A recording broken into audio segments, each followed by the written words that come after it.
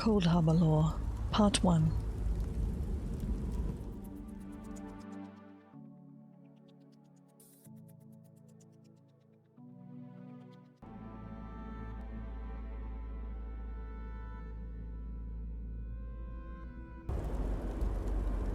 A life of strife and struggle. Notes for the personal memoirs of King Lorien Dinar, last king of the Aelids. Structure: 10 chapters as traditional, one for each of the 10 ancestors. Chapter 1. Struggles of the late Aelid period. My father, humiliated by the Empress. Ninalata as a vassal state to the Empire of Cyrodiil. Wrenching transition to a slaveless economy. Forced adoption of the Alessia's 8 divines. I don the crown of Ninalata, and a rising sense of futility and doom. Chapter 2. Alessian Order, Aelid Disorder. Coup d'etat in the Imperial City. I swear fealty to the Emperor. Theocracy in Cyrodiil. And the Aelid pogrom. The vassal states dwindle, and Ninalata stands alone. Chapter 3. Tears for lost Ninalata. Ultimatum from the Emperor.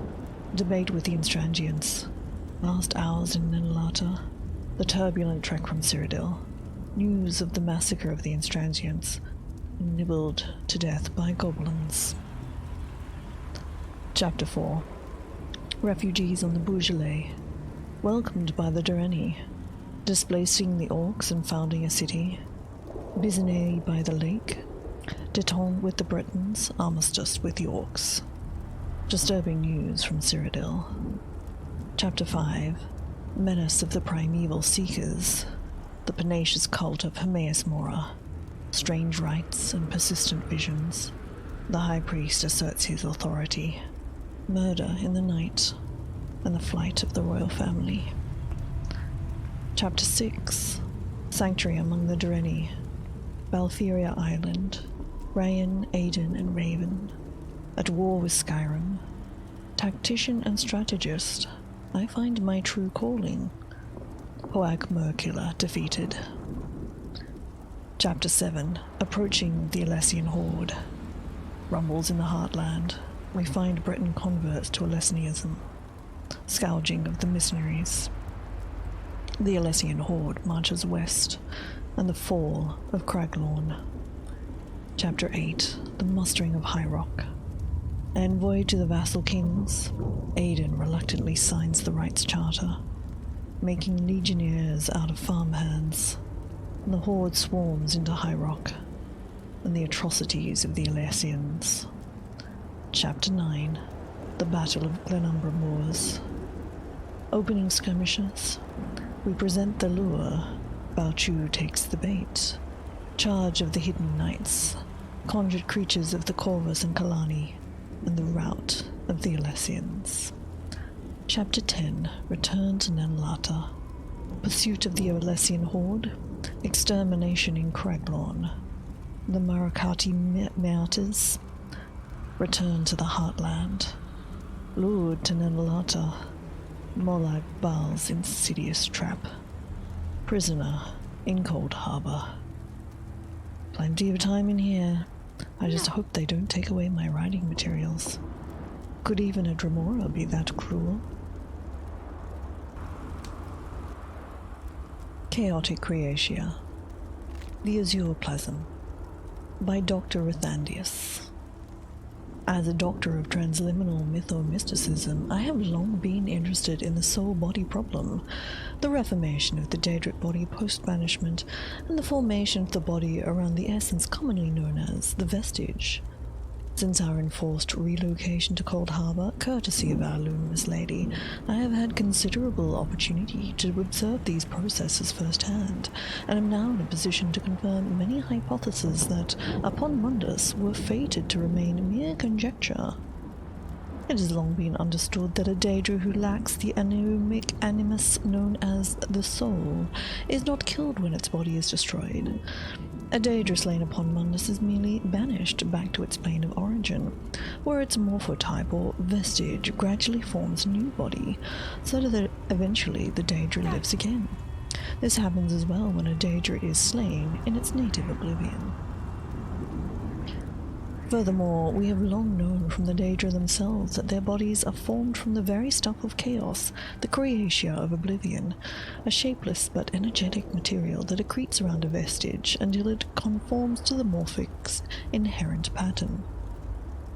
Back on Mundus, I had naively envisaged this Creatia as some sort of misty, amorphous material swirling in a void somewhere. After our arrival in Coldharbor, it was some time before I realized that its ubiquitous pools of blue slime, the substance we've come to call Azure Plasm, was in fact the form that the Creatia takes upon this plane. By extension, I reasoned that the chaotic Creatia takes a very different planar-appropriate form in every realm of oblivion. And this theory was later confirmed for me by the road Zivali known as the Sojourner, who has had direct experience of numerous planes of existence. In fact, it was the Sojourner who first introduced me to one of those secret grottos, where one can observe the process of plasma accretion in action. To find such grottos where daedra are born, it is necessary only to observe the slow flow of the azure plasm and follow it to its destination, for plasm accretion causes a slow drain on adjacent pools. It was fascinating to watch a vestige gradually absorbing the azure plasm and converting it from the general to the specific, so that over time it slowly took on the size and shape of a hulking reptilian daedroth. Then, there in the pool, slaves, known as the soul-shriven, each mortal kidnapped from Mundus at the moment of death, his or her soul stolen by Molag Bal for some unthinkable purpose, and given in exchange the vestige that enables him or her to form a counterfeit body here in Coldharbor. But they are not native to oblivion, so a soul-shriven's body is a sad imitation of the body worn in life, suffering rapid wear and decay until it dies. A death that is no liberation, for its vestige only forms the body once again, over and over, ad infinitum. Such are the facts. What follows is speculation born of conversations with the Sojourner during his infrequent and unpredictable visits. His theory is that the soul-shriven's bodies are flawed because they have lost the focusing principle of their anuic souls, so their vestiges are imperfect patterns. I concurred that this was likely, and that proposed the theoretical possibility of a soul-shriven who, despite having lost his or her soul, possessed some other intrinsic anuic aspect. Shall we say paragon soul-shriven would form an unflawed body in Coldharbor that was a perfect duplicate of the body worn in Mundus. In fact, if this paragon bore a sufficiently high anuic valence, upon contact with the padomic Creatia, its body would form almost instantaneously. The Sojourner scoffed at my theory, but seemed taken with the idea nonetheless. He went on to speculate that if such a thing were possible, it would probably occur in a situation where the Mundus was in existence in jeopardy. In that case, the heart of Nirn would spontaneously generate such a paragon individuals as a way of defending itself from destruction, in a manner analogous to the way the mortal body fights off infection. Ah, Sojourner, how I miss your stimulating conversation. Such flights of fancy, and yet, given the wonders I've seen in my prolonged existence upon this plane, is anything really impossible? Exegesis of Merid-Nunda by Phrastus of Elenhir. Truly, the tract of Merid-Nunda is one of the strangest and least understood works of mytho-history that has come down to us from the First Era. It exists only in a partial manuscript form, a single copy of which resides in the library of the Unhain University at the Imperial City, or at least it did, though the Mages Guild was blamed for the disappearance of the Emperor Varen and driven out of Cyrodiil. I don't know what has become of their once admirable library. Fortunately, I was granted an opportunity to study the noted tract in detail while the Guild was still in possession of it, and made a personal copy for myself so that I could continue to unravel its mysteries once I'd returned to Elenhir. The problem of understanding the tract of Merid-Nunda is twofold. First, the extant document is clearly part of a larger work, drawn from seemingly somewhere in the middle, and without preceding or following portions of the work, we have little context for the part that remains. Second, the tract is written in the peculiar argot that employs alien phrases in a late Nedic syntax, including many words of unknown origin that don't appear in any other source. However, working outward from fragments previously translated by Wingless Monana and Hermina Sina, I believe I can shed some new light on certain key phrases in this mysterious manuscript. Our format shall be to provide the translation of each passage, followed by my interpretation of its meaning. Were known as the 9 coruscations who followed the parabolas that led away from Magnus.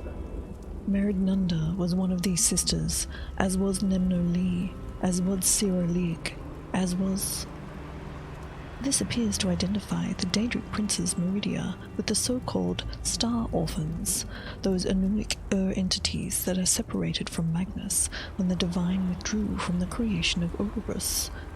The best known of these Star Orphans is probably Menmoli, the Blue Star, who is associated with untime events, and was said to be visible even in the daytime at the sky at the time of the Dragon Break.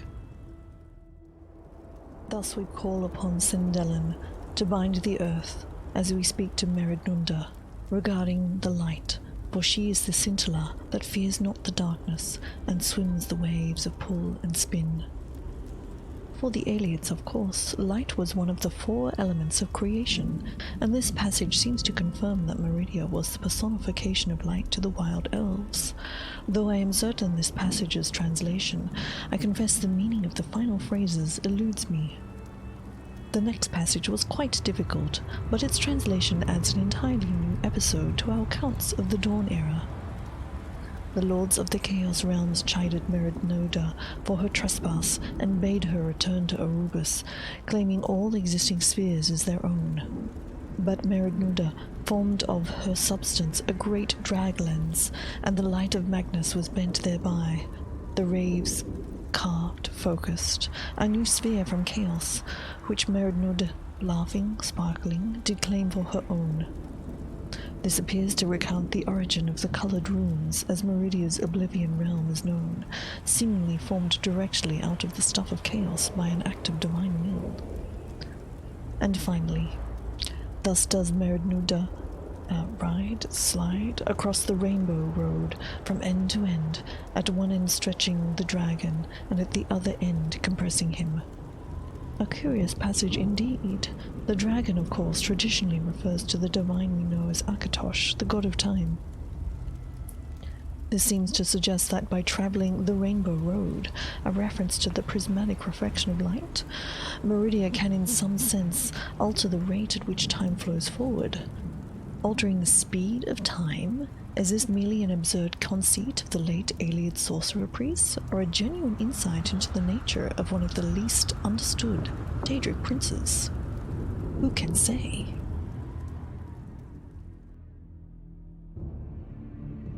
I hope you've been enjoying these lore readings, and if you have, please do consider subscribing to the channel. Also, come follow me over on twitch.tv/ICYIC, where I stream the Elder Scrolls Online 4 days a week. I'd love to see you there. Thanks for watching.